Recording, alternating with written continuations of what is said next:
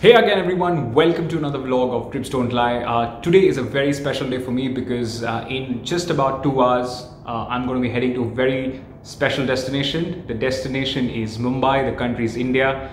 And I'm traveling after 2 years, so it's a homecoming for me, but it's important that we do this safely. So step by step, first step, COVID-19 PCR test done at a valid center in the UAE. I personally recommend SEHA. It's a government approved facility. They have a drive-through center. The test costs 50 dirhams. And the results come within 24 hours. Now, your test results need to be uploaded on the Air Suvidha portal. You get an email. That email is like a form. It's a self-declaration form, so you have to keep a printout of that along with printout of the Air Suvidha online portal registration. This is important. Physical copies are important. Digital copies are not accepted. Now, the self check-in kiosks are not allowed for India travel. So you have to go to a physical kiosk and there they're going to cross-check all of these documents. Again, COVID-19 test, your Air Suvidha, your vaccination certificates if you're vaccinated with both doses. Remember, for Mumbai, if you're vaccinated with both doses, you can get exemption from institutional quarantine. Now, I was traveling on the 2nd of September 2021 and this is documented from that date. Just before boarding your flight, you will have to present all your documents again. So please ensure you carry copies of it and you keep it through your flight. Don't sort of throw away everything or anything. The other thing is you are expected to wear a face shield that will be given to you. So please wear it throughout your flight. You can only remove it while having your meals. Otherwise, you're expected to wear it at all times. Thankfully, when I was flying in, the flight was fairly empty. So I got like the entire row to myself. It's also important for you to download the Aarogya Setu app. You can download it in the App Store and the Play Store. It's important that you have that on your phone. Now, I repeat, I was traveling on the 2nd of September. I didn't have to do an on-arrival test. But from the 3rd of September, they expect every passenger to do an on-arrival molecular test that costs approximately 600 rupees. And all the details are given on the Emirates website.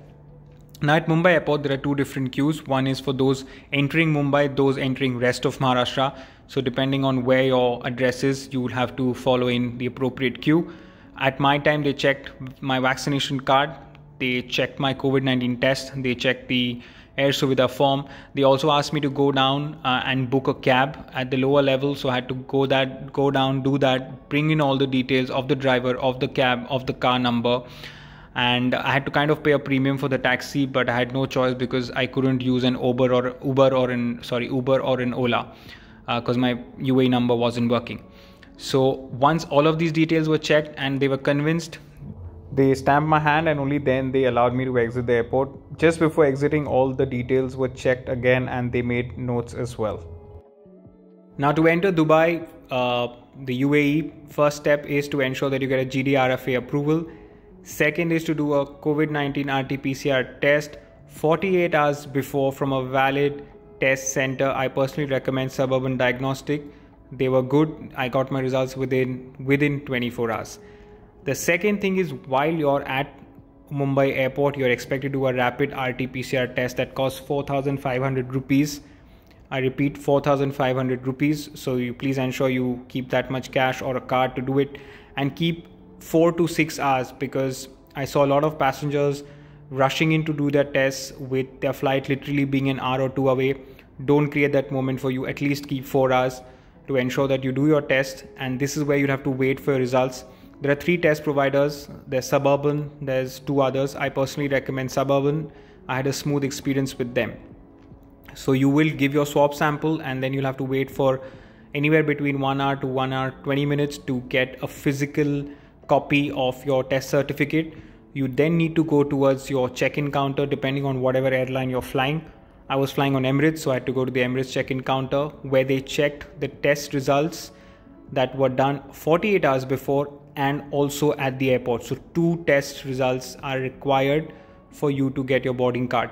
The other document that I had copies of was my vaccination card because I'm a resident of the UAE. My vaccination was done in the UAE and I had a copy of that as well.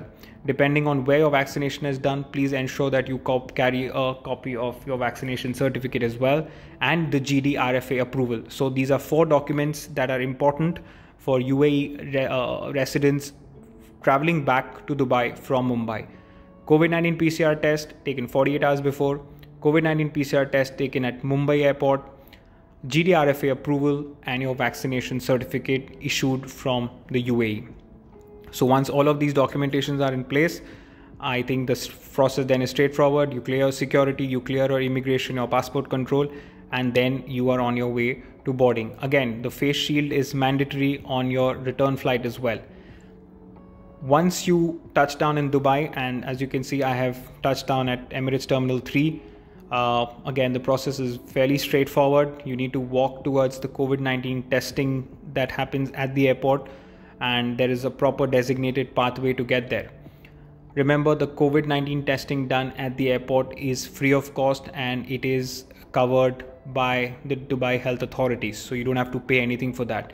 But there is documentation that you'll have to show here as well, which is both the COVID-19 PCR test certificates that we taken in India need to be shown here. It literally took me 5 minutes to give my swab sample.